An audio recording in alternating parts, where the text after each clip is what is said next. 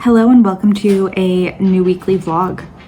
I've really been wanting to do these for a while now and I'm finally getting around to start doing it, but I want to start weekly vlogging. And will it be every week? Probably not. Some of them are going to be more reading centered, some are going to be more themed, but I do really want to start sharing just weeks in my life. And I have a lot of ideas of stuff to talk about and things that I don't really have other videos to start talking more about. So I want to kind of start sharing it here. And I'm super excited to finally get around to doing this. It's Wednesday today and full transparency, I really intended to start this yesterday and it's kind of throwing off already the schedule I had planned out. But yeah, last night was just so incredibly exhausting. So we're doing the best that we can and we're going to be starting it a day later than intended, and this might end up being a day shorter, but whatever, we'll figure that out. So hi, it's Wednesday. Yeah, I just finished up work for the day and now getting into a bit more of doing kind of this content creation side of my life. So I want to take tonight to do a bunch of prep for the week ahead. I am really behind on taking pictures for Instagram and filming reels, so I want to spend a bit of time just getting those prepped and getting some posts scheduled to go up, because that's always what helps me the most. And then maybe doing a bit of content planning for YouTube as well, because I have a lot of ideas. I just need to set a concrete schedule of when I want to get things out and start actually preparing for it so that I can get ahead of that, because I'm finding that as much as I love YouTube, it's definitely a lot more time consuming than I was expecting, and I'm not doing as good with scheduling how long things are going to take to anticipate when they actually could go up.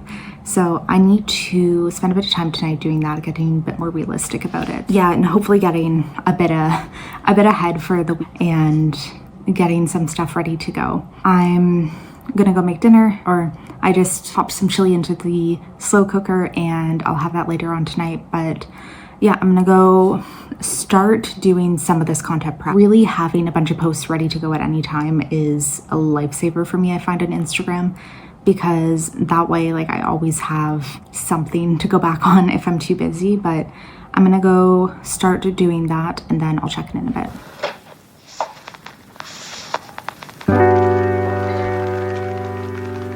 I'm gonna pop in and kind of talk about what I'm currently reading. So I started Cassandra in Reverse just because it is due back at the library in 2 days, so I'm trying to run through this one pretty fast. It seems like it's about a woman whose life is a complete mess, and in the synopsis it seems like she goes back in time to try and fix a lot of the issues that she's had and try to repair what's gone wrong. So I'm hoping it will be good, but it's been a pretty quick read so far.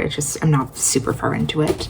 Then for other videos, I'm reading As Long as the Lemon Trees Grow, which is about the Syrian Revolution, and I can already tell this is going to be a ridiculously emotional read.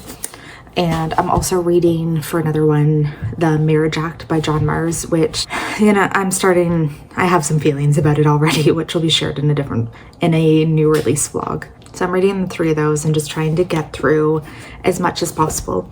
I don't really have as many plans this weekend, and I have a feeling that I'm going to try to make this an intense reading weekend to get ahead of a few videos I have planned and just really catch up on a lot of the reading that I've wanted to do. Oh, actually, I did just get my fairy loot, so I'm going to share that too. But first off, I got my special edition of The Shadow Cabinet by Juno Dawson. So this is the sequel to Her Majesty's Royal Coven, which I really, really enjoyed. So I'm really excited for this one. It's a nice witchy, modern witchy type of story. And then I got my YA and adult books. So I just get the combo box where you get the book only options.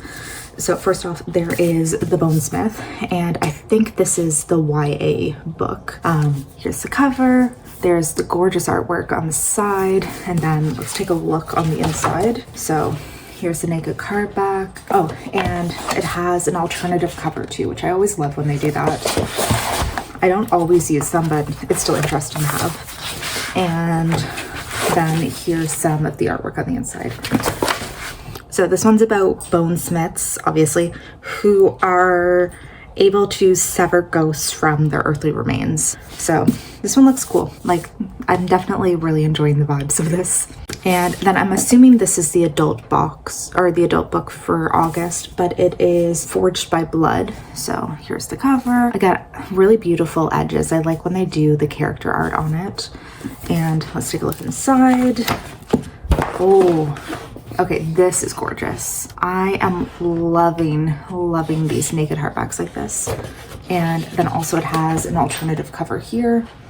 Honestly, I could see myself just putting this on my shelf. And then here's the inside artwork.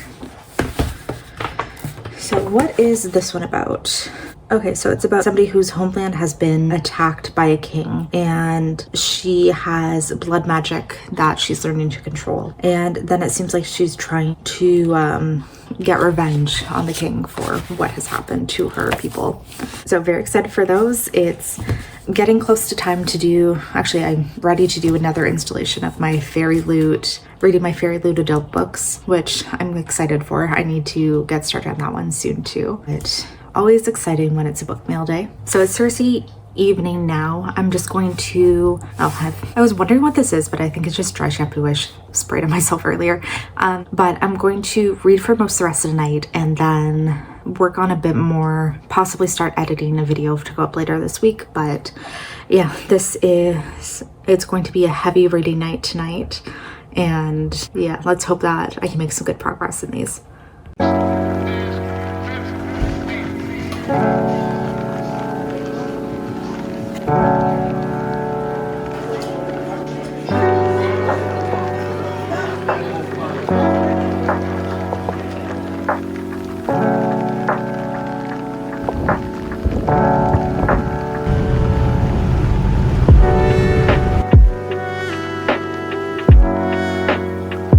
So I have a few reading updates. I did finish Cassandra in Reverse yesterday and it was all right. So we're following a neurodivergent woman who basically is given this opportunity to travel back in time, and she uses it to go back and try to right the wrongs that she thinks she's done and try to correct her life to get it to where she thinks she wants to be. And it's just like a lot of her not really understanding how to do certain things and like really struggling with social interactions. A lot of just her figuring out who she is and how she deals with life, how she wants to live her life, how she wants to like deal with the outside world, all of that. And her like finding friendship, finding love, just finding her place in the world, I guess. It was funny. It was fun. Overall, it was pretty good, but I do find I was really frustrated by the character of Cassandra at certain points, especially the ending of the book. The ending I got very upset with because it felt like it ended off in a good place and then did not. But overall, it was a pretty fun read. It's just like one that's like a 3-star for me. It's not anything terrible, anything great. It's just okay. And then I did spend most of today reading Yellowface by R.F. Kuang, which brilliant masterpiece. This is possibly one of my best books of 2023, which it's hilarious because I always say I hate literary fiction, but you know, a lot of time when I do end up reading one of these like really hyped books, I love it and I understand why they're so popular. So in this one, we're following June, who is a failing author, and one of her sort of frenemies is this incredibly popular writer named Athena, who is just like, she's received like every accreditation, every award, every bit of praise that a writer could almost. And one night, Athena and June are out drinking and this accident happens and Athena dies. June is at her apartment at the moment and basically makes this rash decision to grab this uncompleted manuscript that Athena had, that she'd been showing her. She decides that she's going to take this manuscript, complete it, and publish it under her own name. But because June is a white woman, the publishers basically make the decision that they want her to seem more racially ambiguous because this manuscript is specifically about Chinese migrant workers during World War I. And they wanted to make it seem like, you know, they want to try to subvert any like possible racial criticism that could come out from reviewers. And basically they convince, like she is 100% on board to publish it instead under the name Juniper Song, which is her first and middle name, but it sounds very racially ambiguous and potentially could be a Chinese author if someone doesn't look into it. And they also take like a new author photo that is incredibly racially ambiguous, so a lot of people think that maybe she is partially Asian. And this book is basically following this intense like upheaval in June's life almost, as she kind of unravels and gets this like intense guilt and does everything that she can to hide the fact that this was written by Athena. And this like big discussion too about who has the right to tell certain stories. Is it okay if a white author writes a story about Chinese workers? Is it okay if she makes this claim that she did this research, all of this stuff? So I thought it was just like an incredible critique on the writing world and all of these different conversations about like who can write what and who can tell what type of stories, and also this like really like incredible descent into madness essentially of June as she's plagued by guilt and trying to navigate this world that she's brought herself into.